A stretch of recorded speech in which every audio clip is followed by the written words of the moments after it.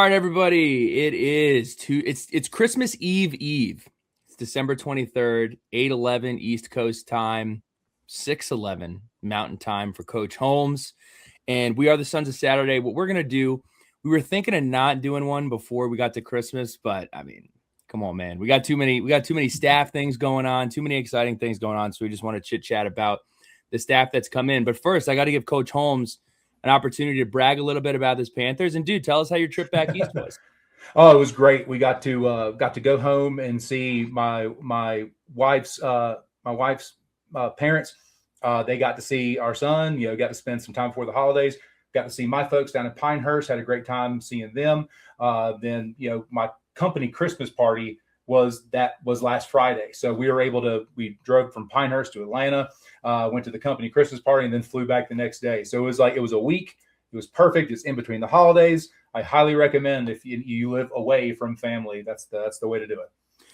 I got to give Coach Holmes some credit.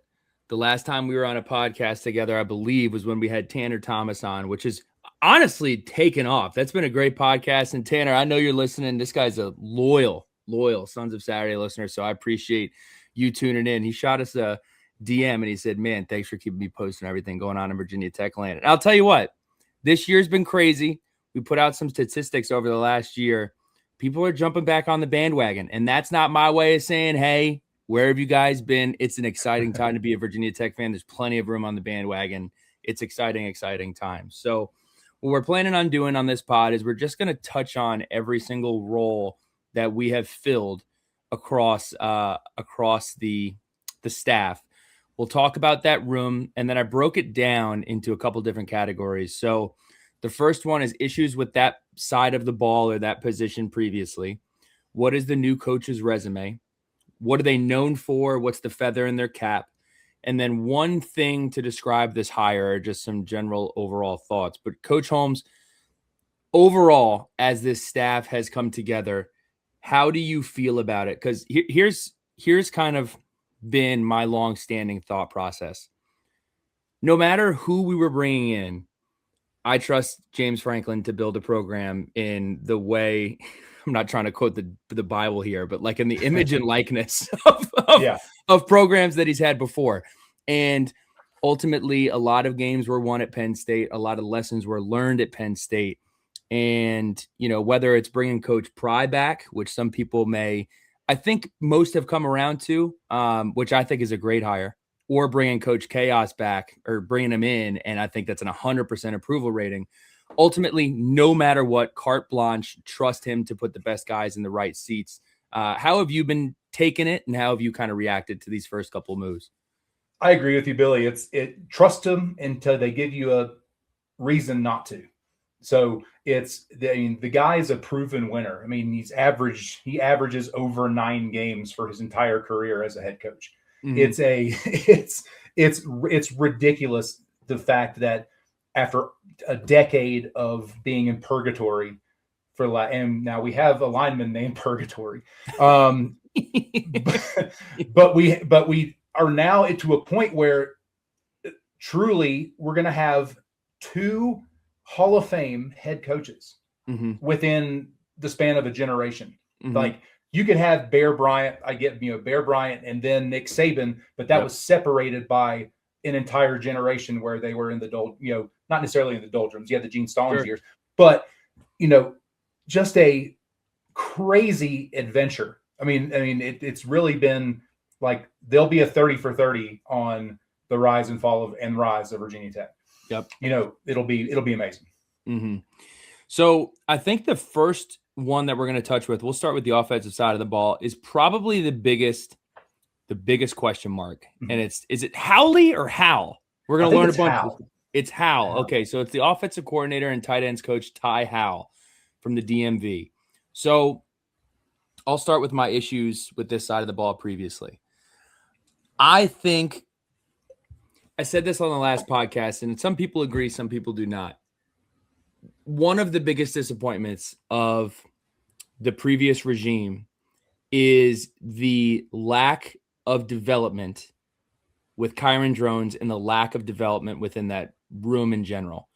I think some of that blame deserves to be on Kyron's shoulders. I think some of the blame also deserves to be on kind of giving him an identity and what kind of player he was going to be, right? Like he kind of gets thrust into a role, and I feel like we settled into after that 2024 season. Okay, here's what we're going to do. Nice mix of run. We're taking shots down the middle of the field, give him a bunch of confidence. And we were kind of rolling. And then that next season, okay, we're going to be a pocket passer now. And that never kind of took position, right? And then the last year, it's you bring in Coach Montgomery, and I think it kind of puts Coach Montgomery in a weird spot because it's a make or break year. It's not his roster. It's a new system. So, I keep coming back to, if I had to encapsulate my frustrations with offense, it's if you looked at the offense on a piece of paper, you'd say, okay, there are some really talented players that have played on our offense, and they've either not lived up to their expectation or they have not performed to the level that they could have performed transparently elsewhere. We didn't get the most out of it. And the other piece of it is extremely, I want to say, inconsistent offensive line play. I say inconsistent instead of horrible because you don't have backs that put up the numbers that Tootin did and numbers that this running back room put up with a awful offensive line. But I think it was just overall inconsistency. So I think development, talent maximization, and consistency again are my biggest issues with the offensive side of the ball. Yeah, I think the Tyler Bowen needed help being a first-time coordinator.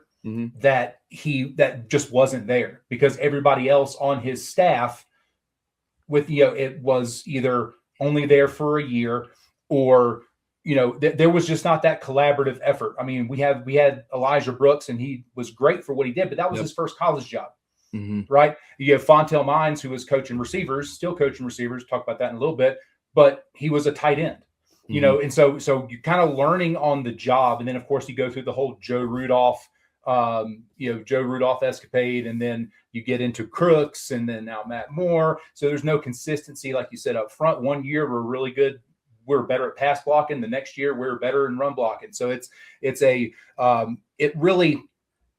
wasn't there. And and then when we got Monty in the room, Monty I think was a square peg in a round hole, and I think that was because of the timing of everything, how it worked with Bowen leaving and then having to quick fill.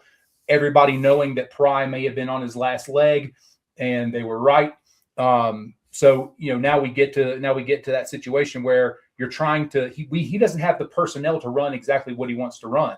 We're a 12 11 personnel team, and he was trying to run stuff that's mostly 3 and 4 wide and having to flex tight ends out. And so you got a whole position group that wasn't being utilized, and that's something that we have banked on in years past. So a good tight end room too. That's another frustration, is the tight end room hasn't been without talent. Like I think one of the what's the right word for this? One of the lost soldiers this year is Benji Gosnell. I think he's a really talented player, and Jericius Hairston, I think he's a really good player too, who just wasn't featured. And you mentioned Fontel Mines coaching wide receivers, and he was a tight ends coach, but you also had Tyler Bowen, who was a tight ends coach in the NFL, then was developing Kyron Drones, who has every physical tool you can possibly want from a quarterback. Yes. And he's being taught how to play quarterback from Tyler Bowen. I'm not saying Tyler Bowen needed to be quarterback to be a quarterback's coach, but I would like when you have somebody like Kyron Drones who can be molded, and I'll stand by this. I think in a different situation, if you played his career 10 times, this is one of the worst results that you could possibly get. I feel pretty comfortable saying that.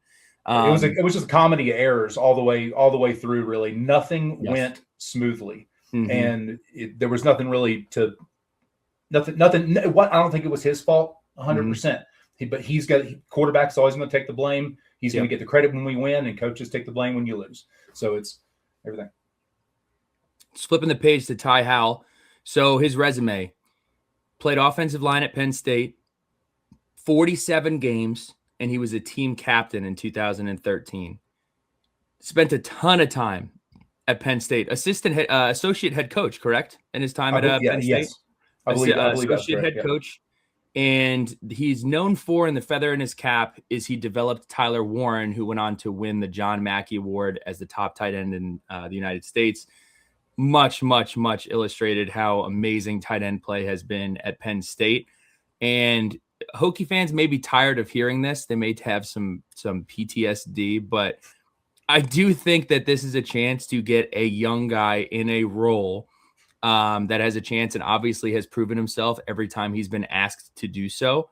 But the biggest head scratcher is, again, we're going with someone who is a first-time coordinator, not a first-time co-coordinator, first-time coordinator. Yeah, so I understand all that and people being, cautious about this hire, but this is going to be James Franklin's offense. Okay, don't get it twisted, don't get it mistaken. This is going to be James Franklin's offense, and I think the best part about, we've already mentioned Brent Pry, so I'll say having him and to be able to have complete control over the defensive side of the ball and having that experience there that what you're going to get out of that, it's going to allow Franklin to have a little bit more say-so and be able to kind of escort, for the lack of a better term, Hal into this first-time sole play-calling role. But the offense and the philosophy and everything else that goes along with it, it's going to be James Franklin. It's that's what he hangs his hat on. He doesn't hang his hat on being a CEO type of guy, even though he kind of is in this role, but he is going to have his hands on everything, and he's going to have the time to do it. And I think that's what's not where Pry had two rookie coordinators and was having to kind of manage both of them at the same time. Right. James can focus on offense. Yeah, and I think when you say that, I got to give Pete B credit for this, because he mentioned, it's very weird because Virginia Tech hasn't announced, at least up until this point, that the coordinators have been hired or really anybody has been hired, but you're seeing these coaches put it in their Twitter bio, and Coach Chaos put out a picture today of him in Virginia Tech attire. And Pete B made a good point. He said, hey, are they waiting to say who all the coordinators are and who all the position coaches are, because there's a good chance that there's co-coordinators slapped onto one of those positions. So I want to say a couple of things about that. Don't know if we're bringing a co-coordinator for offense, but you could say that James Franklin maybe is a quasi co-coordinator type of guy. Now, I have much less of a problem with that than I did when we were doing this with Coach Pry in the beginning, or you hear about this in some other programs, because Coach Franklin has done this to a high degree for some time. He has taken over play calling before for Penn State. He has said so on the lectern, or has said so in post-game press conferences before. And that's kind of how he got his start, was doing an awesome job calling the offense down at Maryland. So really, really, really excited about it. And we'll see where we go from there. And honestly, we've had talented guys on the offensive side of the ball. The talent floor and ceiling are going to be significantly raised for both of those moving forward. So I think that's going to make a massive difference. Yeah. And I think it's perfect for what we want to do overall. You see kind of how these hires are kind of laying out, with the guy we're going to talk about next, Danny O'Brien, with him coming on, being a Grey Cup winning quarterback, I think, and being with Franklin for 5 years now, there's a good chance that even he could be the passing game coordinator guy. But you kind of see the focus with line staying intact and keeping that consecutive and everything else. You're seeing, we want to run the ball. We want to set up play action pass, stretch the defense with tight ends to kind of empty the box out a little bit, and kind of play off each other there. So I think with being able to have a proven developer with Hal there, also having that anchor in the DMV, which probably is an area where he would probably recruit, is just I think the positives way outweigh the negatives. Yes. as far as what the potential is with this offensive coordinator hire. Now, James Franklin knows he can't screw this up. I don't think he was going to bring a guy in without being 100% sure that this guy was capable of doing it. That's another reason why I think I have so much trust here, because I trust James Franklin, the coach. Let's put that in a box over here. And you're saying, okay, that's cool, BRM, that you trust Coach Franklin. On the other side of that, he is a coach very much who has something to prove. And this is not going to be a situation where it's like, okay, I got this shot. I'm at a school that's dying to win. And I probably am feeling like I have a pretty good chance and a pretty reasonable path to get to the playoff. But let me take care of my boys. Like, we won't call people out by name, but there are people on that Penn State staff that we know, and it has been reported, have wanted the job at Virginia Tech, and he decided to go in a different direction. So if this is who he says he wants being his offensive coordinator, again, carte blanche. Yes, I 100% agree. Let's move on to quarterbacks. So he's from your neck of the woods, North Carolina. So I'm going to let you carry the load here. But again, with the quarterback room, I'll just say this. It's not only the lack of development with Kyron, it is the lack of trust and viable options that we had outside of Kyron. And it's not just the quarterback room that felt this. Nick Saban talks about this all the time. Kirby Smart talks about this all the time. If the best player you're competing against, whether it be in your room or on the other side of the ball, you're seeing on Thursday night or Saturday at noon or Saturday at night, that's not the situation that you want to be in.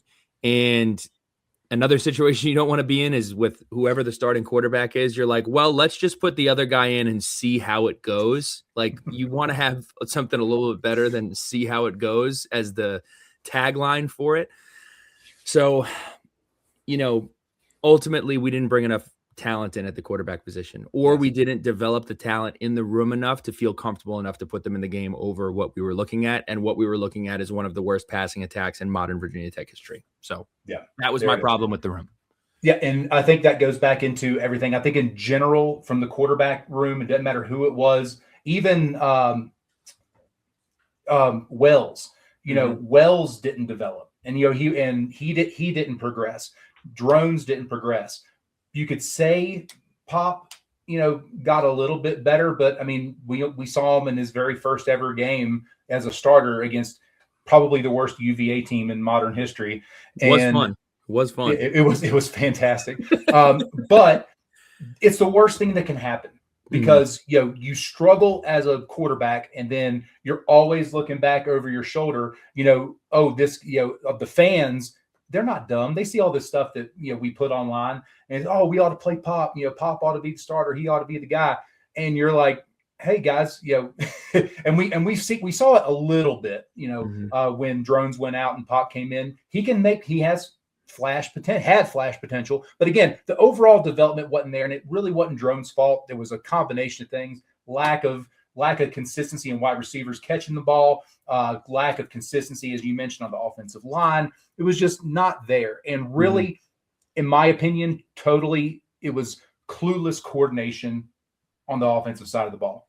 We did not put our players in the best position, in my opinion, to be successful. I think last year with Monty, especially, he runs a great scheme. It's just not for our guys. And he didn't modify his scheme to fit our personnel, I feel. Just go looking at it overall.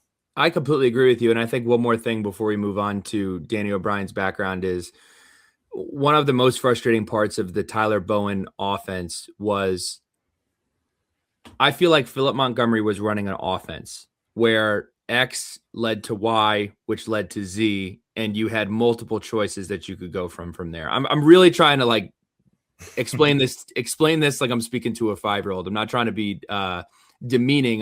This is like the best way I can explain it. It felt like there was a method to the madness. Mm-hmm. He just didn't have the right personnel for the method of madness he was trying to instill. Exactly. When it was with Tyler Bowen, it seemed very much like instead of play 1 leads to play 2 leads to play 3, it was let's take drive 1 and drive 2 to set up one play that we might score a chunk touchdown on. And then if you don't hit it or it's covered, it's 3 and out again. So that's very much what it felt like. Yes. Watching. And it was just total, it's a total lack of confidence, because you go out there, you go 3 and out, you take a sack on your very first drive, and now you're down 7 points. If you give up that first touchdown, everybody looks good on the script first drive. We saw it all year long. Yeah. But it's now you're playing from behind, and you have to change your game plan completely. You know who we kind of looked like? Establish the run. You know who we looked like these last 3 years is we kind of looked like what South Carolina looked like against us, is where you have this one drive and you're just like, oh my God, man, got players all over the field. They're making plays. They hit this big chunk play. And then for the 75% of the game, you just disappear. And it's almost like, well, I don't really know how we adjust from from here. We don't really have anything else to go to because this is all we really do every single week. Yes. So anyway, but talk to me a little bit about our guy DOB. All right. So I used to coach at East Forsyth High School, where Danny O'Brien is an alumnus of. Played for Coach Todd Willard there, who I coached under early in my career. Left there, was recruited by James Franklin to go to Maryland, where Franklin was OC under Ralph Friedgen, and he won ACC Rookie of the Year as a freshman at Maryland. Wow. Which is a tall task, especially back in the early 10s. Went after Franklin left and Friedgen left. O'Brien went to Wisconsin and then finished his career in Salisbury, North Carolina, Catawba College, or I think it's Catawba University now. Went on to Canadian football after the NFL didn't fly. Won a Grey Cup as quarterback for the Ottawa Red Blacks. Then when his playing career was done, coached there for a little bit, coached running backs, I believe. And then for the last 5 years has been on Franklin's staff, working with guys like Sean Clifford, Drew Aller, before he got hurt. 2024 had a fantastic year. It was one of the best quarterbacks in the country, Heisman frontrunner, going into this year. So, I mean, he still runs and operates camps and clinics. I think he can still do that, but in Kernersville. And so I hopefully he recruits that area because the 336, the Piedmont Triad has, Hendon Hooker's come from there. The number one quarterback in the country, Faison Brandon, is going to Tennessee, is there. Alonzo Barnett that's at JMU is also in that area. So there's some quarterbacks that can spin it and run it that are coming out of that area. So he's had a chance to meet him a few times. Real good guy. Turning the page to running backs. Norval McKenzie, Southeast ties. Before I get to him, this is what I want to say. I don't have a lot of negative things to say about the running back room over the last regime. I think Elijah Brooks did a very, very good job in identifying talent. If I had to nitpick something, and I don't even know how much Elijah Brooks had a hand in this, it was the usage of the backs. And maybe it was injury, maybe it was weird rotations, maybe it was coming from the offensive coordinator. But you can think of, I was going to say 2 or 3. You could probably think of 5 or 6 games over Bashal Tutin's career where you're like, where the hell is this guy? Like, why is he not getting the ball? Yeah. Why is he not on the field? You can say the same thing about Terrion Stewart. You can say the same thing about all of the backs that we've had. So that's like my one nitpick. Yep. But I kind of went into this thinking if we want to keep anybody, it's Elijah Brooks. And I said, if we're not keeping Elijah Brooks, we better bring in an absolute beast. And Norval McKenzie, for me, is the most exciting hire on the offensive side of the ball. But I won't step on that. I'd like to hear what you thought about the running back room over the last regime. Yeah. So again, this is nitpicking. This is really tiny thing. We relied so heavily on the portal. I think we dropped the ball on development of homegrown high school talent. Mm-hmm. You didn't see the Tyler Masons advance the way you thought they would. Some of the other running backs that we had in the room, everybody that we brought in, kind of stayed at the same level. Even Bashal Tutin, year 1 and year 2 of him, they were kind of the same. Now he was a badass. He did everything you asked him to do. But as far as growing to the point where you could rely on him, because he did drop a few balls coming out of the backfield. You didn't really see that part of his game improve. We never really did what was needed as far as the pass blocking from the running backs. We really kind of struggled in that department. So you really didn't see that development there. And, again, like I said, I think Brooks did a great job for what he was asked to do. But you also have to go back and remember, it's his first college job. He was the coach at DeMatha High School. Not saying that high school coaches can't make that jump. But, when it's your first gig, you're kind of focused on, mastering the playbook still and doing that stuff. And really it takes years to get to, a couple of years to get to that development piece. And I think, we've struggled in that department ever since, really, honestly, since Billy Heights left. That we kind of struggled there. I think that's a really interesting point because it's not like we didn't bring in talented backs. It's just the ones that we brought in from high school never really got, like, they would show flashes, but that was all we got was flashes. Like Malachi Thomas, right? Yeah. Malachi Thomas, Jeremiah Coney. Another one that I think of is Chance Black, right? Some of these backs who were really young. Who was the back who was a freshman? He had a touchdown against Syracuse. I think he threw a touchdown against Syracuse as well. Was that Malachi Thomas? It might have been. Yeah, I think it was. Malachi Thomas. So, and then you think about the Pearson Preludes. You think about some of the other ones. Like, they showed flashes. And again, it's such a nitpick because Bashal Tootin was so good, and some of these other guys are so good. But Marcellus Hawkins and, you know, and those guys. I mean, but they all came out of the portal. So, like, you know, is he a great evaluator of portal talent?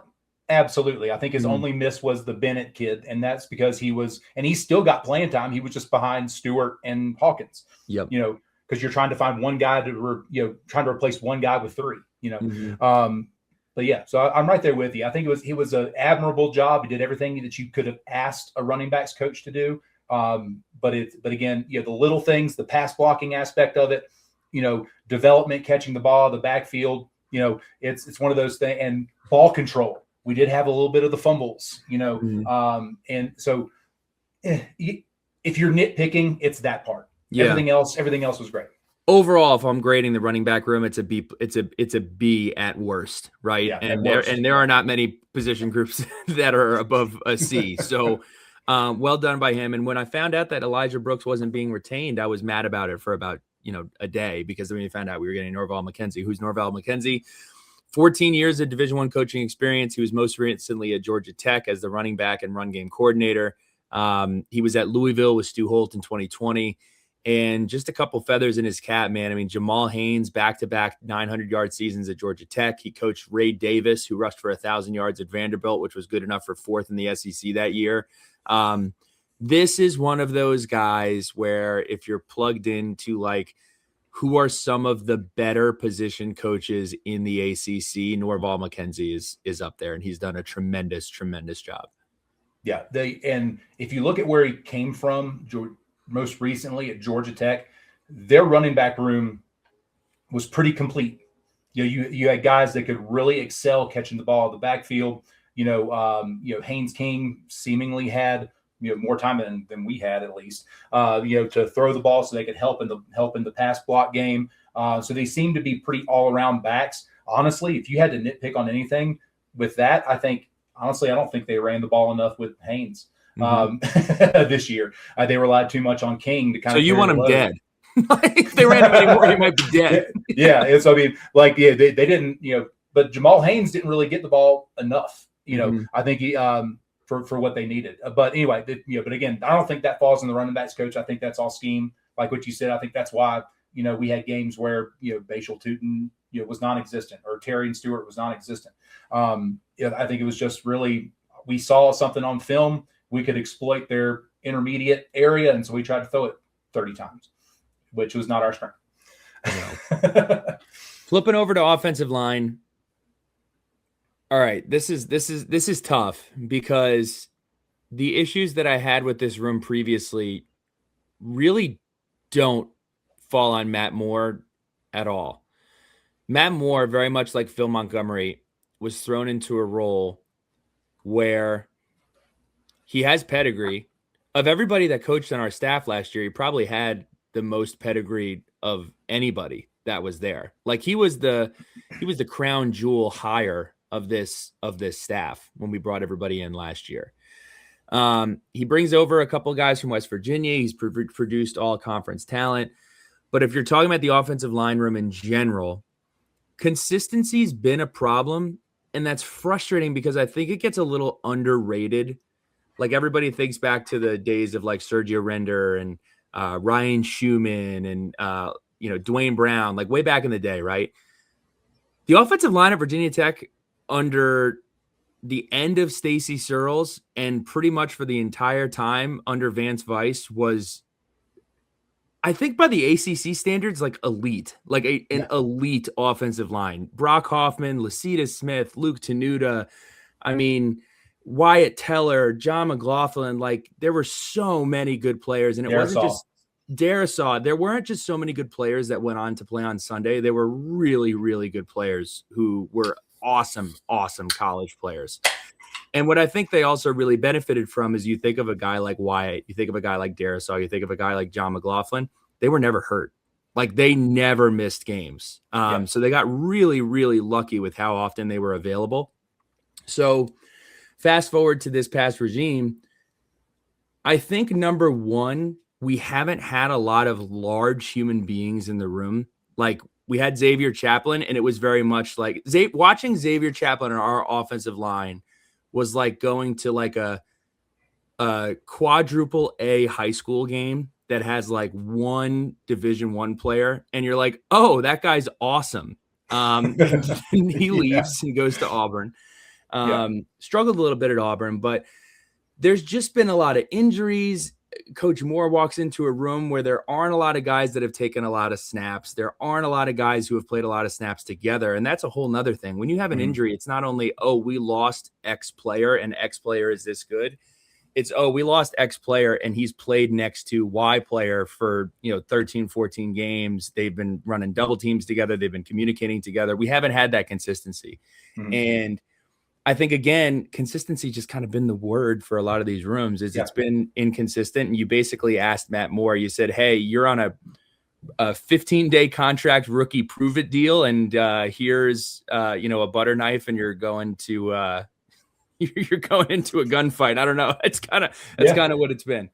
Yeah. And I think to tag along with that, I think, really it's continuity of message too, because, that playing offense, had been an offensive lineman. I coached offensive line, never having a consistent, continuous message, the voice in your ear, changing of terminology from year over year, going from Rudolph to Crooks to now Moore.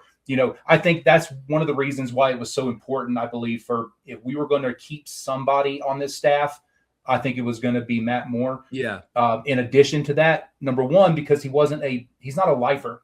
He's not a hokey lifer. He's been here for 1 year. He hasn't been tainted by the system. And so not only that, the dude produces, like you mentioned. Yeah. And he recruits well. He's an evaluator of talent. And let me tell you, if we could do what we did in the run game this year with having basically a piecemeal line every week, I think we in the 12 weeks we had 10 different lineups. I don't think we may not have had the same lineup every game. The 2 deep was always changing. Drink, Pete, Sam. But it was just, it's crazy. If you could do that, have that type of run production, I mean, that's why our pass blocking struggled so much. It's really just communication across the board, but I think having this guy in place again, being the elite evaluator of talent, and you can see with the amount of dudes that have committed to us and signed on, I think we've had more this year that have signed on the offensive line than we had in the last 2 recruiting cycles combined. So they are massive humans. These are earth movers. So even if they miss a guy, he's going to have to run 3 yards to get around him. I think this is going to be the most crucial piece that we have, being that the OC is a former offensive line guy. We retain this O-line guy.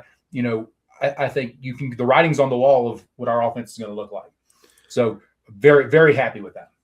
As far as the resume is concerned, former high school coach, most recently coached at West Virginia, been at Virginia Tech, again, produced great talent. Wyatt Milam, Frazier, McKivitz, All-Americans at West Virginia. You had Garcia. He was at Troy. He was the 85th overall pick in the NFL draft.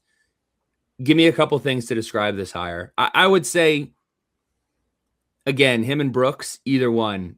I was like, I want to retain them unless you found something better. And with Brooks, all due respect to everything he's done, you brought in somebody who has a tremendous resume. And with Coach Moore, I think giving him some more leeway and time to get his guys in there and time to instill kind of what he was teaching. And don't forget this either. Coach Moore not only was hired for 1 year, he was hired late for 1 year. So he didn't even get the benefit of working with everybody for the entire season. Yeah. I think in this offseason is going to be crucial for that.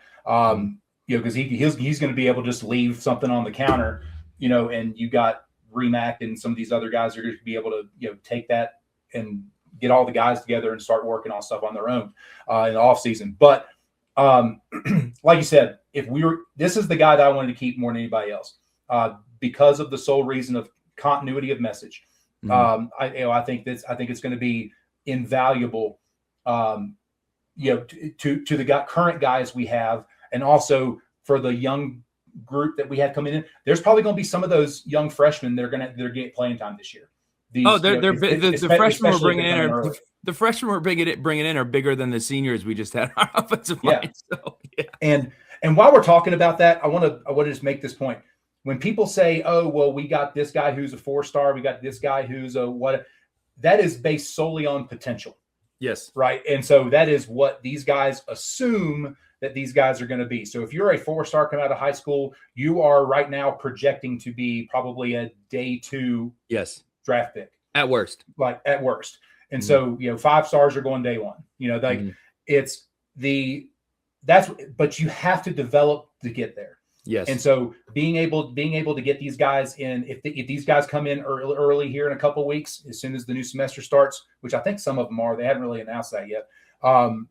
But get them in the house, get them in the strength program, get them on the nutrition plan. A couple of these guys look like they were, like you said, they were the biggest, they were the biggest kid in their school, but, get them built.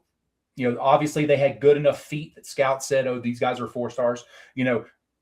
Let's get them in the house. And because, if you get that gray shirt year, there's a good chance that you can play week 1.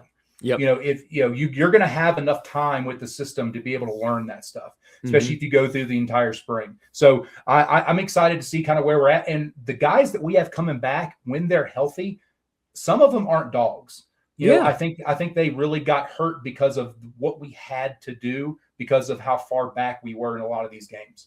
And some might be listening and you say they're not dogs. He means that they're not garbage. Like, basically, I think they definitely have a chance to make a difference. And again, there are so many players that you're kind of excited about, but when you have a room that's, let's call it what it was. It's not a room that was 5 or 6 guys deep. It was really a room that was like 4 or 3 guys deep, and you got to have 5 on the field all the time. Yeah. So and constantly rotating guys in. Yes. Because of injury or whatever. So this guy being Matt Moore being here, I know y'all had him on the podcast, I think, right when he was first hired. Good listen. I'll link that in here. Yeah. Yeah. It's really awesome to listen to a true O-line guys. Just love listening to other O-line guys talk. Especially when you start getting to the nitty gritty and things like that. So I think it's going to be a phenomenal retainment, I guess would be the lack of a better term. Moving on to tight ends. So David Rocco is taking this role. So obviously Ty Howell, he is the tight ends coach. David Rocco is going to be spending most of the time with tight ends. Yeah. Let's call it what it is. As far as the tight ends room is concerned, it's almost hard to grade because the scheme changed so much this year. And I think it put Benji Gosnell and Hairston in a weird spot where they went from, hey, you're going to be a focal point of the offense from a ball in your hands perspective to we're going to be using you for window dressing and you're actually going to need to block probably a lot more than you practiced in the entire spring and in the summer. So it must have been a really not fun year to be in that spot. And I'm not even saying not fun because they weren't getting the ball. I'm saying because you were expecting not to have to block a lot of defensive ends that are 6'5", 265, 280 pounds. Mm-hmm. And then they're like, hey, actually, you're going to do this a lot now. So that's really all I could say about the tight end group. Yeah, I mean, because, with what Benji Gosnell and Harrison St. Germain and those guys were doing previous to this past season, most of the time they were in an H-back role. Yeah. So they were being moved around in the backfield a lot. They were getting a lot of wham blocks, a lot of seal blocks. Benji Gosnell was having to do what like Stephen Peoples and Sam Rogers had to do to put that into perspective. Glorified fullbacks, for a kid who was a 4-star tight end recruit that came down between us and Ohio State, and so I wish he had one more year. If he could get if he could get another medical, but again, like he in this offense, a guy like Benji Gosnell is going to be. It's going to be crazy, but I think too. Jeracious Hairston is Wimbush still there as well. I'd have to check Zeke on Wimbush, that. I'm not sure. I think he Zeke is. Wimbush, Harrison St. Germain, those cats. Not to mention, we're going to get some dudes in the portal, guys that want to play for the guy that has produced Tyler Warren. And but I think with Rocco being there, I think the usage, we kind of know what it's going to be. You're going to, with what Penn State has traditionally done, what James Franklin offense likes to do, run the ball, set up play action, but also use the tight end, not just as a blocking guy, but from that tight Y set, stretch the field, put outside linebackers, put safeties in a bind by having that extra guy that can stretch the middle and use the middle of the field. If you watched the Colts game yesterday, they borrowed a lot of that stuff, and it's what they used Tyler Warren for. If it was a 3rd and 6, Tyler Warren's lining up at the Y and he's running a 6-yard curl, then right there. So I think you're going to see a lot of usage, but it's going to empty the box. You're going to get another guy that's going to be outside of the box, where we can run the ball if we need to, but it's going to give the quarterback time in the 3-step quick game to be able to see everybody that's available. That's the one drawback to having, 7 in protection with the running back, is that, you're left with 3 receivers out there, and you got 3 running against 5 guys, can't get open. And, everybody else is jammed up in the box rushing the passer. So it's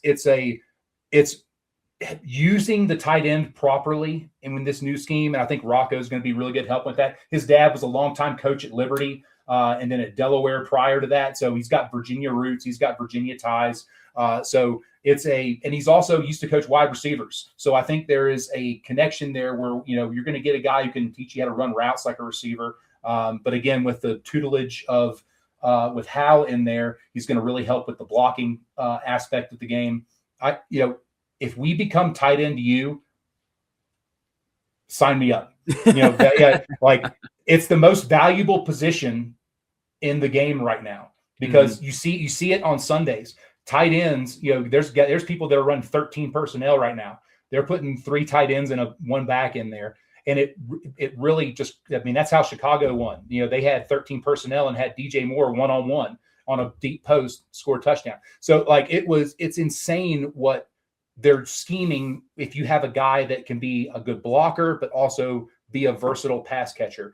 And so I think, we got 2 guys in there that are familiar with one another, that are going to be able to get those guys coached up and trained up. I think you're going to see something that we've never seen at Virginia Tech.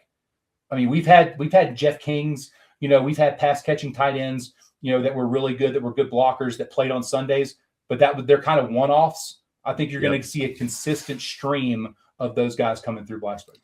The names that you think of when you think of tight end in the last 10-ish years are, and I'll say the name, and then I'll say my first thing that comes to mind is Ryan Malik, consistent.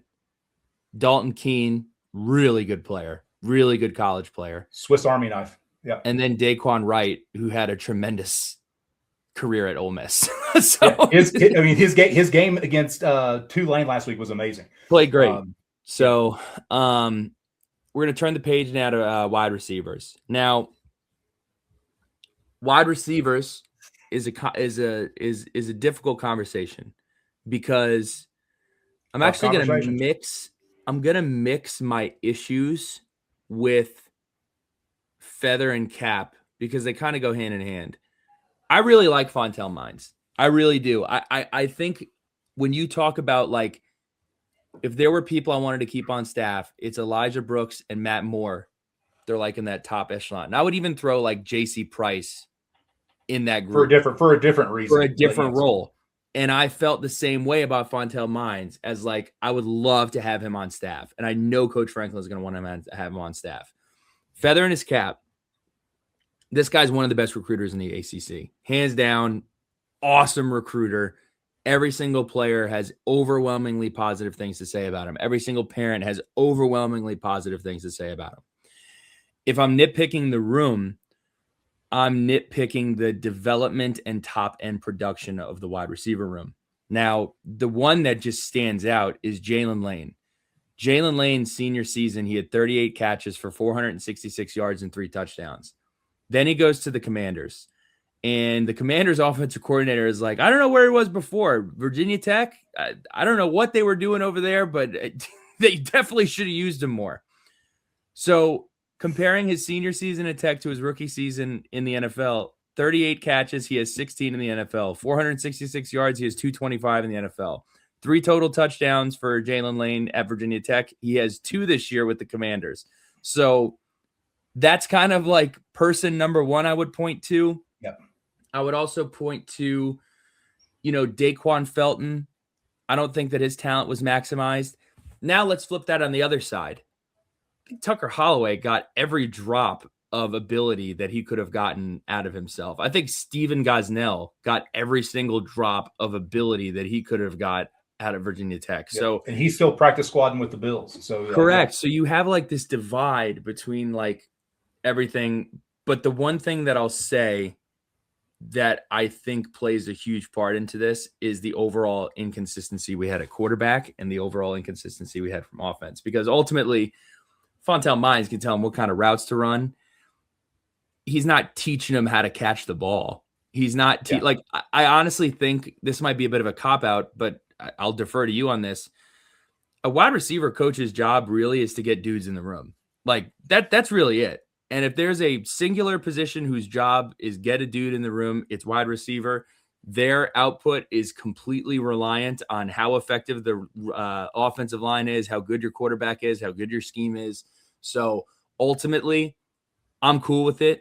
Like Fontel Mines a lot. Really good recruiter. I thought if he was going to be retained, it might be at the tight ends role. It's not. It looks like it's going to be the wide receiver role. Mm-hmm. So that's where I'm at with it. So I agree with you there. I think the recruiting aspect, the guys that he's brought in, the Brody Adams of the world, the Chance Fitzgeralds, he's gotten some really, high value prospects, blue chip prospects out of the state of Virginia, especially out of the 757. Mm-hmm. And, if you have a anchor in that region, you have a voice in that region that people are going to trust and people are going to respect.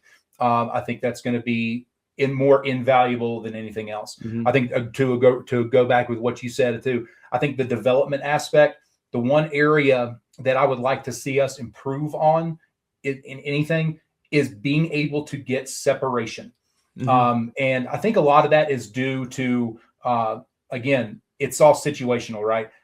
If you're playing ahead and you're burning guys and people are going to back up and play looser, it's a lot easier to get open. Right. But when they know you can't throw it and then they can play press man because they're going to get on you in 2.5 seconds, you can't get the separation. Yep. And, unless you're a really gifted receiver that can force himself open.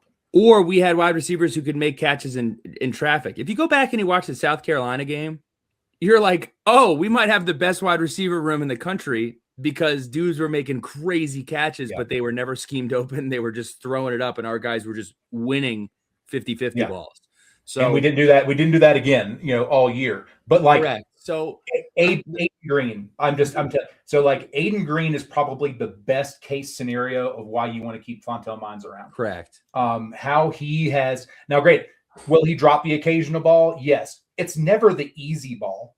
Right. It's always it's a ball that a Division I receiver probably should always catch, but it's not like they're ones here that he's dropping.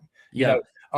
So I can give some grace on that, but really truly, what he's done from the time he was a freshman to the bowl game last year to this year, being in this system where it's going to be a lot of three-step drop, quick game. You're running 5-yard slants, you're running 5-yard outs, you're running double moves. It's going to be and wait till you see what Topper looks like. It's a play that when I was at East Forsyth, we actually took it from Franklin because Danny would come back and showed it to Coach Willard, and it became a staple of our offense. And it uses east-west motion and it puts guys in danger vertically. But the core element of these receivers being that they have the high ceiling, lower floor or higher floor. In addition to that, and now again, keeping consistency in that room, I think, is also very, very crucial, because all those guys could run block. You could tell that he was a former tight end. Like, he knows the ins and outs of how to body position, where to place hands, where to place helmets. You know, when they're blocking downfield, it looks like you got a couple extra linemen down there. So I think, again, like I said, outside of being from UVA, you know, can always nitpick on that. He does so many good things for that group. So we're going to flip it over to the defense and this defensive coordinator role. It's never personal, ever. The last 3 defensive coordinators that Virginia Tech has had should not be defensive coordinators at the ACC level. That has nothing to do with what their future may hold. That has nothing to do with what kind of people they are. Ultimately, they were put in a position that I don't think they had a very high opportunity to succeed. And you can go back and you can listen to when we talked about when Sam Seifkes was hired, and you can go back and you can listen to when any type of these hires were made, and you talk about, you know, the upside. But that's where the conversation ended, was it's like the upside. And you could say, Sam Seifkes did some really interesting things when he was at Wofford. Sam Seifkes was on staff at Arizona when Arizona did some really interesting things. And ultimately, I wish them the best in the next phase of their career. But number one, I think it points to how for granted we took how elite Bud Foster was at his job for such a long time. But the drop off from legendary defensive coordinator, should be Hall of Famer if they put assistants into the Hall of Fame, to, oh, that's going to be our DC. Maybe it'll work. And it didn't each time. That's been my problem with the defense. And again, it has nothing to do with the talent level. Like, Virginia Tech's talent level wasn't good enough to compete at the ACC level. It was good enough for Mansour Delane to be probably the first defensive back taken off of the list. APR, Aeneas Peoples, Caleb Woodson. Like, you go down the list, and then you don't even talk about the guys that didn't get developed, right? So it has nothing to do. The results have nothing to do. The results and the talent level, the gap there was so wide. And that's been my problem with the defensive unit. Yeah, and I really think what you just said is lack of experience in defensive play calling. You know, that first year when that defense that Pry had with Dax Hollifield came back, and that was probably our best defense of the previous regime, for sure. The Chris Marv was a bad hire. Sam Seifkes. Now, I got something to say about Seifkes, but Marv was a bad hire. You can't have 2 first-time coordinators, and this has been beaten to death, so I'm not going to say, but can't have 2 first-time coordinators in the building at the same time. It just takes too much attention away from the head coach to do what he's supposed to be doing. With Seifkes, okay, this is because of the results. Okay, 3-9, 3-9 is 3-9 is 3-9, right? Of everybody that was injured, that sat out, whatever, of all those people that, you know, went to the portal and left, and what have you, being able to piece, kind of like with Matt Moore, being able to piece together an offense that kept us in most of our games, to the point where if we had just a remote offense, you know, if we could do anything offensively, we could have won some of these games. We were not out until, you know, a lot of times midway through the fourth quarter, you know, when they've been on the field for, you know, 30 minutes and they're just exhausted, dog tired. So, like, I do think that, you know, after it was kind of obvious that it took Marv that long to catch on to what was going on, that really, truly, Pry should have just taken over. I mean, head coaches call plays all the time. It's not a novel concept. You know, Pry should have probably stayed in control of the defense the entire time he was there, you know, but he wanted to turn it over. He wanted to be the CEO guy.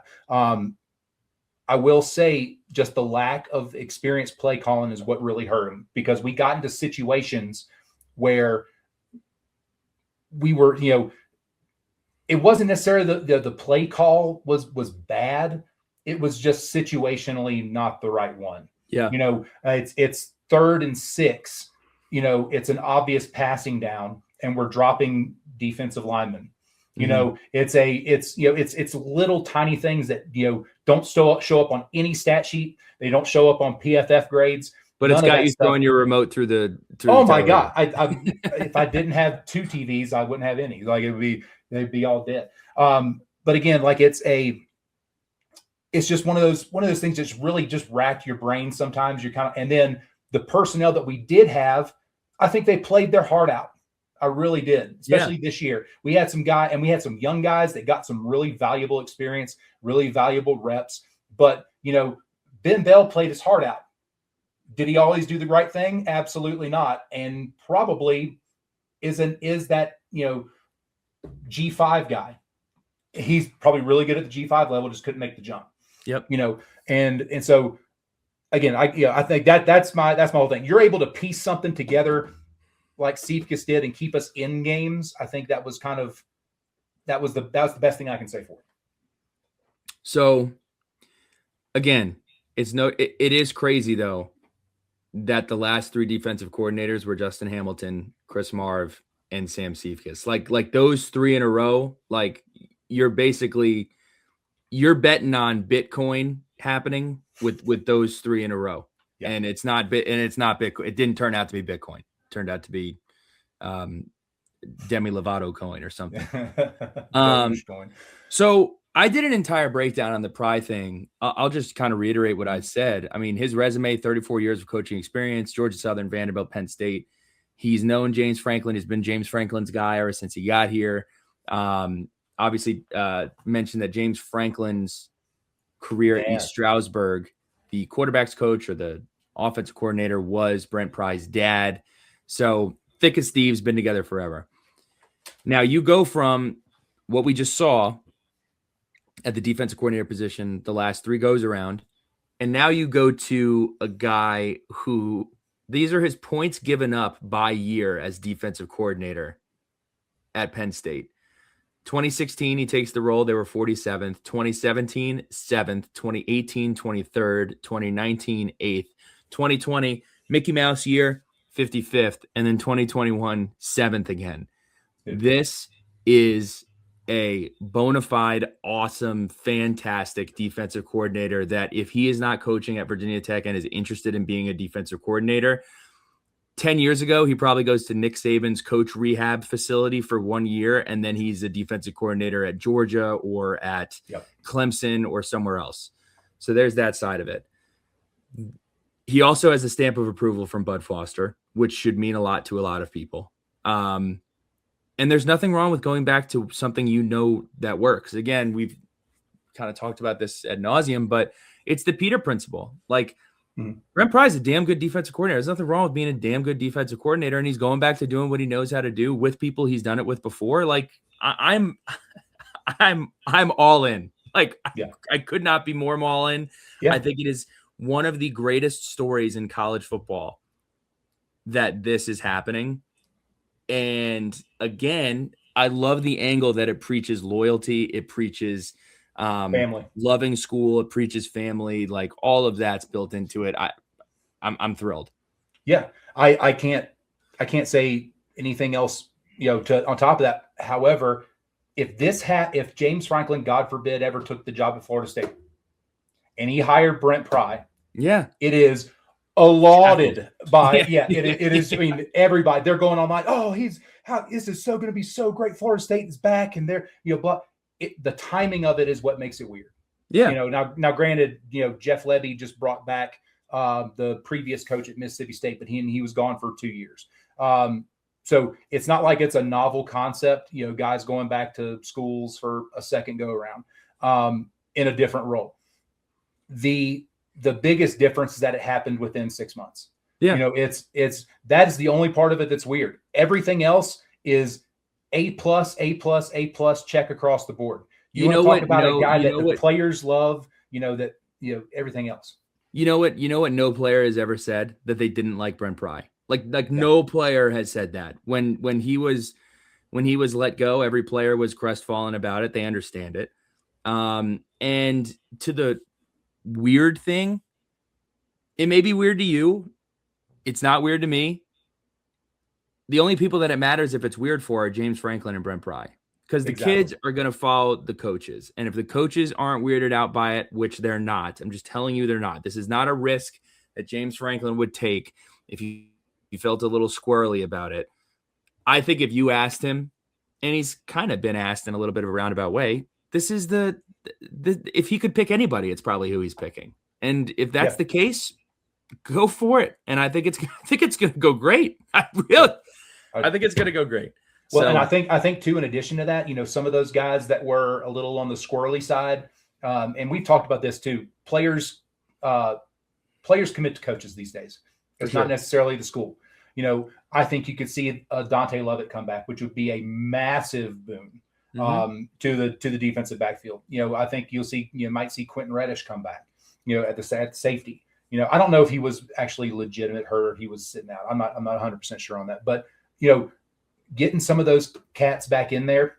Kamari Copeland. Yeah, exactly. Having an anchor in the interior D line, to coach up with his motor and his motivation, being able to coach up some of these young, these behemoths that we got coming in, is again, like it said, it's invaluable. And the dude knows how to coach defense. The dude didn't forget how to coach defense. It wasn't his job. Now, granted, is it always going to fall on him when things go wrong? Yes. Should he probably have made a move earlier in his tenure and stepped in and taken it back over? Probably. But those are mistakes first-time head coaches make. James Franklin's not a first-time head coach. He's not going to make a mistake in this position. He knows how important it is. He knows how much money is on the line from the institution. So it's something where it's way, way too good of a situation, and we just fell ass backwards into it. And I honestly, I'm like you. It's perfect. It's perfect hire. This is the most fired up I am for a staff member. That staff member is Sean Spencer. When this was a rumor, I freaked out, and I was like, nah, that's not something that Virginia Tech does. That's not something that's going to happen. This guy, his nickname's Coach Chaos, but we haven't even done the other room. So my issues with the defensive line room, inconsistent again, weird rotations again. I got to tell you, it's very similar to the running back room. We've had some dudes that made some plays. I was very confused this year where we ran out it felt like we ran out like 12 guys at defensive line against South Carolina. And you're like, damn, this defensive line is a serious problem. And then some guys quit. Some guys aren't playing anymore, not because they're hurt. They're just not getting in there. I think J.C. Price did it. Look, I want to give J.C. Price the respect that he deserves. I think J.C. Price did a good job. And I think J.C. Price is a Virginia Tech guy through and through. I love J.C. Price. I would love to see him on the staff in some capacity. Yes. But the lack of consistency from that room was frustrating. With that said, it was our best room. I think we could say that. It feels like running backs.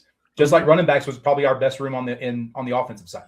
It feels like we're nitpicking again. It's the same thing with running back. I was like, okay, we bring J.C. Price back. I'm cool with it. We bring J.C. Price back at defensive line coach. I'm probably okay with that, unless you're able to find somebody better. And Coach Chaos is one of the best in the damn game. Is who you bring in.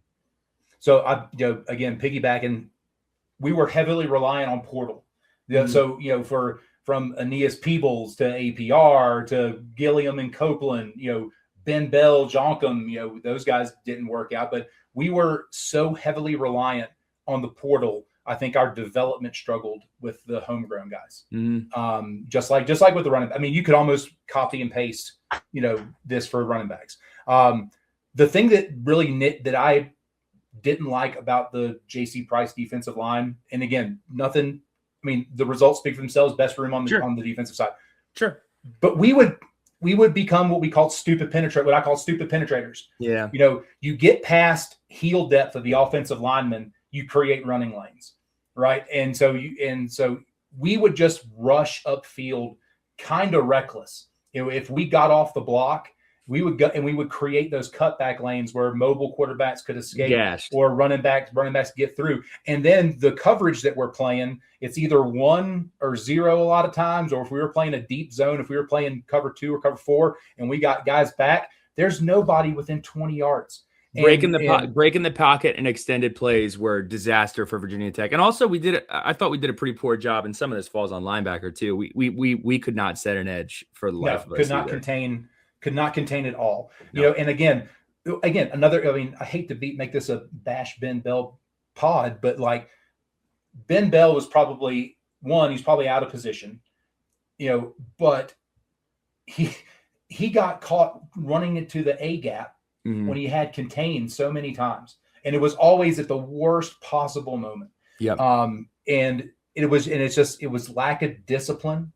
And I think that's what it really comes down to. I mean, JC Price is a player's coach, but I think with Spencer, what you've seen with him, you know, no matter where he's been, it's all, you know, Coach Chaos, we're going to cause havoc and do all that stuff, but they're always contained. You know, it's always controlled aggression. Mm-hmm. You know, we're not getting way out of the way, you know. Coach Chaos, from a personality perspective on the field, reminds me of Galen Scott. And the reason I say that is because when Galen Scott rocked into a room, I think Galen Scott would have changed the trajectory of Virginia Tech's football program in a lot of ways. And I've said this a lot of different times, and it's a shame what he did, his actions derailed his career. But from a bridging the gap perspective of relating to the players, bringing the same juice and energy and excitement to practice, to lifts, to film room, to everything. Like he's almost like an extension of your strength and conditioning coach. Like he's that guy. They have that guy at South Carolina. I don't know what his name is. The Gamecocks, that guy. Yeah. You know exactly who I'm talking about. He's a guy in all the hype videos. We put out some videos of Coach Chaos. Like, aside from producing great talent, he's the kind of guy that I feel like the entire team loves. That everybody loved Coach Foster. Like everybody, if you played offense and Coach Foster was talking before a game, you're listening to Coach Foster and he's getting you ready to block harder and catch more footballs. Yeah. Galen Scott was that kind of guy. He would walk out to practice with a swagger and effort and a just attitude that maximized effort from everybody. And I think that's what you're getting from Coach Chaos. Yeah. Veteran defensive line coach. He was at Vanderbilt. He was at Penn State. Coached with the New York Football Giants, Florida, Texas A&M. What he did at Texas A&M is tremendous. Like the turnaround that Texas A&M had from the defensive line perspective and the defense perspective. I'll tell you what. If Coach Elko is pointing at somebody and says, "I want that guy, and I'm going to pay him $1.1 million to coach my defensive line," blind in. So, what's he known for? Coordinators who make that much. what's he known for? Feather in his cap. Like, so this is from Evan Watkins. He's recruited over 40 blue chip commits. So over the time that he's been coaching in college, he has landed over 40 4- or 5-star recruits. Now, some of those names I just picked 3. He was the recruiter for Micah Parsons, Saquon Barkley, and Will Levis. Those are all either all pros or first-round draft picks. I know you have some more. Who else was this guy responsible for? So this guy coached, Carl Nassib, Yetur Gross-Matos, Javon Dexter, Shaka Toney, Sharif Miller, Austin Johnson, Princely Umanlian from my Panthers, Shamar Stewart, Nick Scorton from Texas A&M, and when he was at Florida, APR before he got to Tech. So like, you're talking about, a guy that is just, he's going to bring the juice, right? He's going to be that kind of glue guy on the staff that is just that everyone's going to gravitate towards. But the dude can recruit. Now, I don't know, because he's been in Florida, he's been in Texas. Those are 2 recruiting hotbeds, if they're going to let him stay down there. But all those guys, Micah Parsons, Saquon Barkley, they're all from Pennsylvania. They're all from the Northeast. So maybe he's got that region too. Maybe he's got both. Who knows? But I'm telling you, this is, as far as like pedigree of we're putting dudes in the show. Like there are 1, 2, 3, 4, 5 starting NFL edge rushers in that list that we just called out. Yeah. And that's not including Micah Parsons, who's on the shelf. I'm talking about current guys that are going to step on the field next week. Yeah. Like unreal. Is it, you're going to be better at answering this question than I am. Has Virginia Tech football ever brought in a coach with this pedigree before? Like, obviously, Coach Foster is one of the best to ever do it. He made his bones when he was at Virginia Tech. Billy Height did a lot before he got to did some before he got to Virginia. Like, in terms of bringing a guy in as an assistant, I don't think it's particularly close. The only thing that comes close was when we brought Shane Beamer in after he had already been to Oklahoma and Mississippi State and Tennessee and South Carolina the first time around. Like, other than that, there's I can't really think of. The only other one I could think of is Stacy Searles, because he coached at Texas under Mac Brown, and he was but then, like, the heyday of his career per se has been post Virginia Tech. Scott Loeffler, he had a really good year. It also happened to coincide with Cam Newton, and he's gone on to do really well post Virginia Tech. But in terms of, hey, you're coming to Virginia Tech based upon your resume before, you didn't have to spend. Yeah, Joe Rudolph, who was here for 10 minutes. Good, thank you. Cup of coffee. Well done. So, to me, this is the slam dunk, grand slam, A+. Like, people around the country are like, they got who? So, do you think that there's a chance he has the interim or not interim? The hope definitely not interim. Do you think that he gets the co-DC nod? Do you think there's a chance of that? I don't know. I think they're going to give him some type of associate head coach for defense type of role. Kind of sounds like that. The move is odd. Like, that's the only thing. I'm just like, why is he leaving A&M? Other than, again, well, there's the money aspect, but then there's the other aspect of, I think the player situation and the coach situation speaks to how much people love working for and playing for James Franklin. Well, and I think too, if you go back and look at it, like, so he's a James Franklin guy. Mm-hmm. So he went to Vandy with him. He was at Penn State with him. He went to the Giants with Joe Judge, who's a James Franklin guy. Mm-hmm. So, so then, we went to, after that collapsed, then you had to start back over, go to Florida. By that time, Franklin already replaced all these guys. So, I really think he's a James Franklin guy. So I think that might have been actually one of his first calls. And he kind of had to wait for, their season to end, but I mean, it's obvious that, that they have a connection. For me, just one thing to describe this hire is energy and pedigree. Like that's it. And I would be interested to see if we do a tap tier link situation with JC Price. I would welcome that. I would be certainly open to having JC Price's voice in this locker room. But if you're replacing JC Price, it's got to be with a guy who's a stud. And this is a bona fide slam dunk recruiter, coacher, juicer, whatever. Yeah.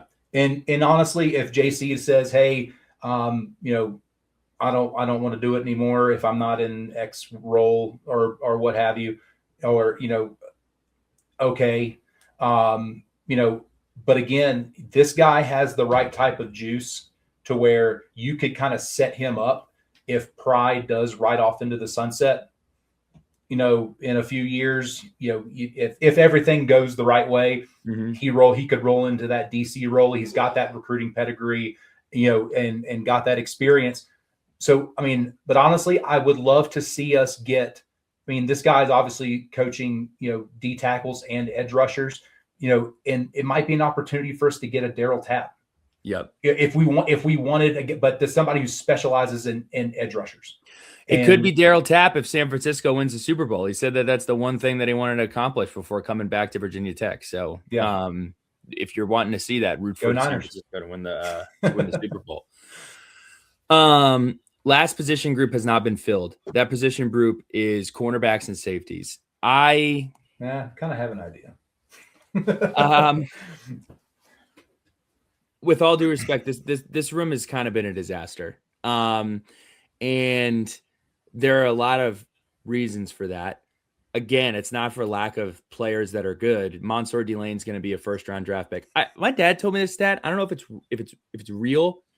He said that some draft guy said that Mansour Delane gave up 4 first downs, not touchdowns, 4 first down catches this entire year.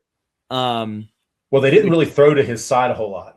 I mean, he was tremendous, but absolutely he was tremendous. Down. It's a shame that a player of that caliber didn't feel like his best opportunity to succeed was at Virginia Tech. And he was right. He was 100% right. You also had players like Dorian Strong. You also had players walk out like Stroman, right? Yeah. And I think that's been the most annoying part of the Virginia Tech defensive back experience. Yeah. And this statistic really is pretty horrifying for a school that likes to pride itself in being called DBU. This entire season, we forced 4 interceptions, and only 3 of them came from defensive backs, which is pretty difficult to wrap your head around. I think it was the NC State game that I brought this statistic up, and I said, hey, here's a weird stat. I think we have no interceptions so far. And we only produced 3 from the defensive back room. It's been bad, man. It's been really bad, and it's not because we haven't had dudes back there. We got to get this right. Yeah, I mean, it's been on a downward tick ever since Torian Gray left. Mm-hmm. And before him, you had Lorenzo Ward, and then Torian Gray, and that was during the heyday of the Bud Foster era. And then ever since then, the remnants of that, and it was kind of like the room was kind of coaching itself in a way. You kind of had that legacy piece that was there. Sorry about that. No problem. And then, but again, like you said, it was always, these guys were stuck in a bad way because the entire defense, in my opinion, kind of left them on islands, and they're always constantly having to look at the run earlier than they should, and it caused them to get beat a lot. Mm-hmm. And I'm not hey, you get burned, but when you're playing corner and you're playing cover 2 man and you're safety and you got deep half and you think, oh man, these defensive line and linebackers aren't going to be able to make this play because I see where the hole is opening up because we're misaligned or whatever. I got to go up there and make the play, and now you get torched, and now you get burned over the middle deep. So again, not their fault, but again, I think that all comes down to I don't know if Coach Cheetah was the right guy. Don't think he was the right guy, and some of those tough conversations didn't take place, and we didn't make that change early enough to be able to hold on to some of those guys. And I'll tell you what, Coach Cheetah is another one that a bunch of guys liked, but we're not paying you for guys to like you. So, and also Coach Cheetah does have some pedigree. It just it didn't work here.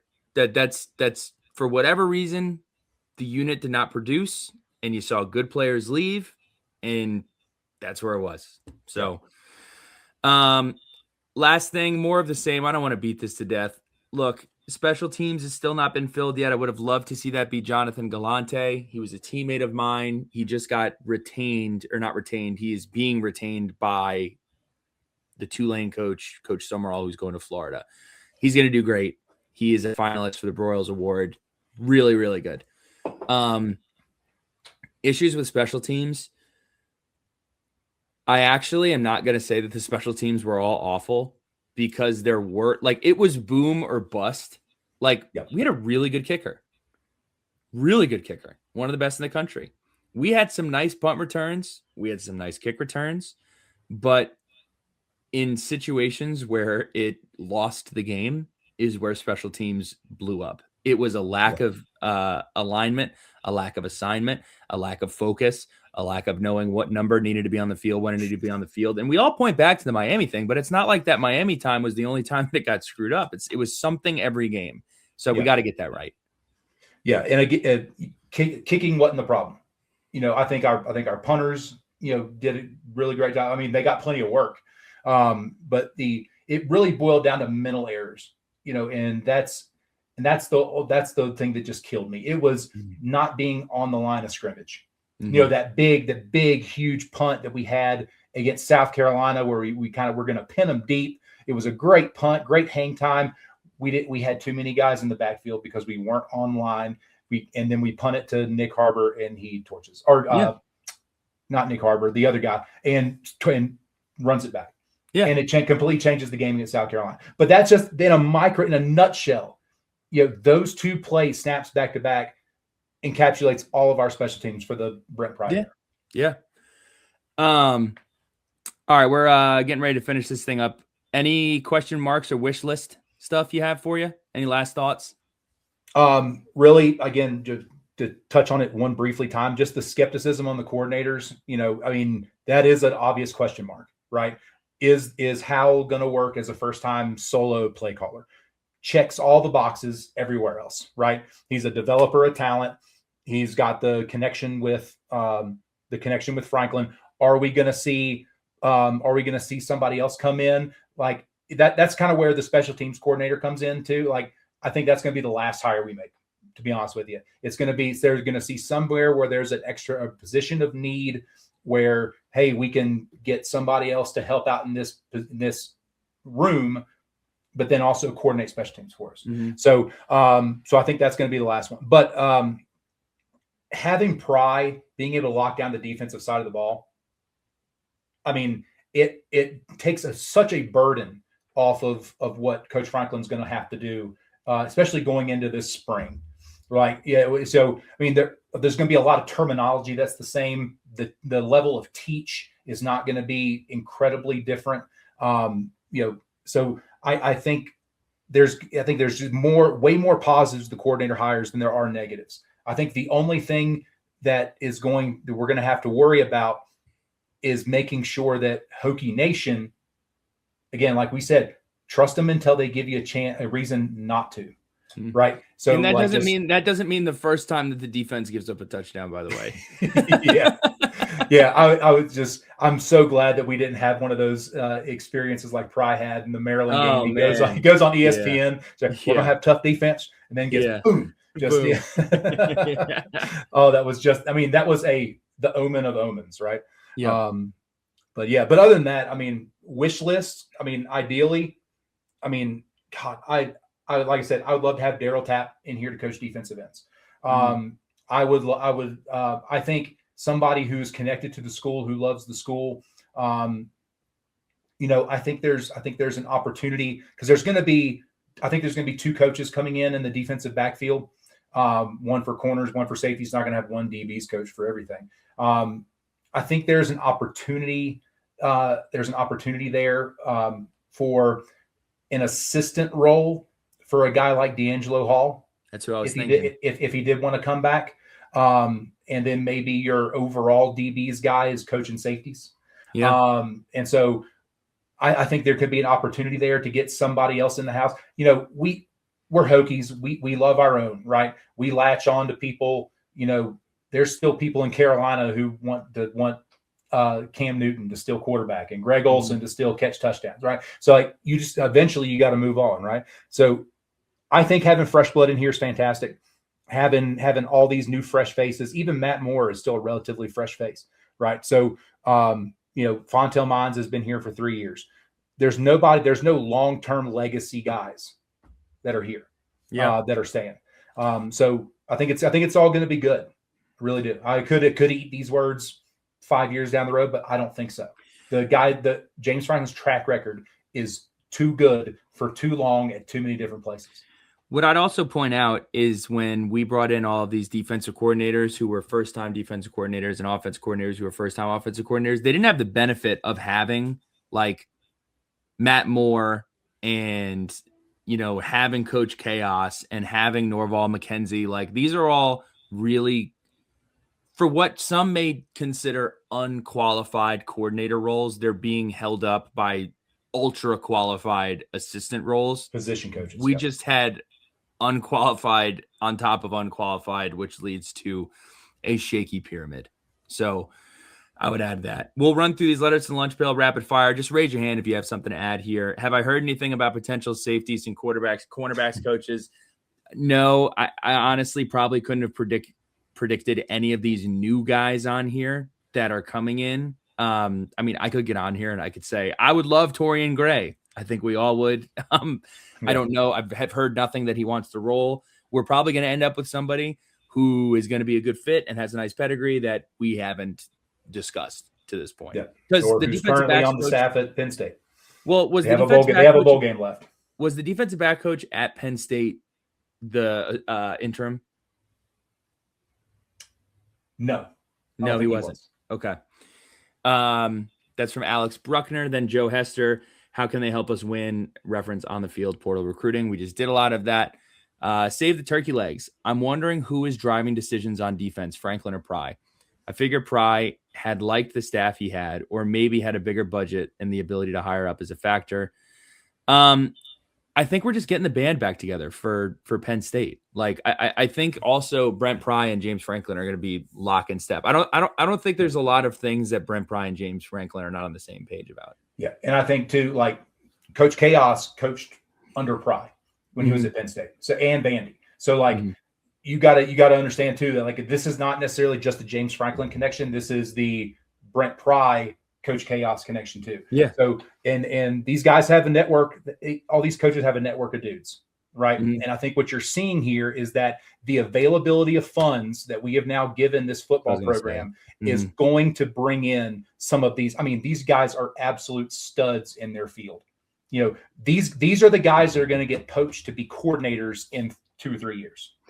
Yeah, and these are a lot of guys that probably wouldn't have picked up the phone if Virginia Tech called a couple of years ago, not only because of what the record was, but because of how much we were able to offer them. So keep that in mind too.